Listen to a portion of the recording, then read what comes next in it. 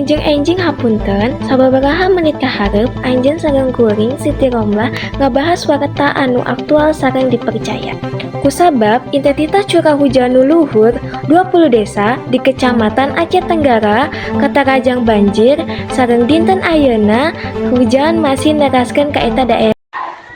Kusabab intensitas hujan anu ageng 20 desa di 5 kecamatan di Aceh Tenggara katarjang banjir sareng mangaruh 338 kulawarga kalayanan 1.352 jiwa dumarsa kana data Semetawis sareng laporan banjir naranjang wewekan Aceh Tenggara ti Jumaah sore nepi Sabtu sore serta nepi ka ayeuna hujan terus ngaclak di wewengkon Aceh Tenggara.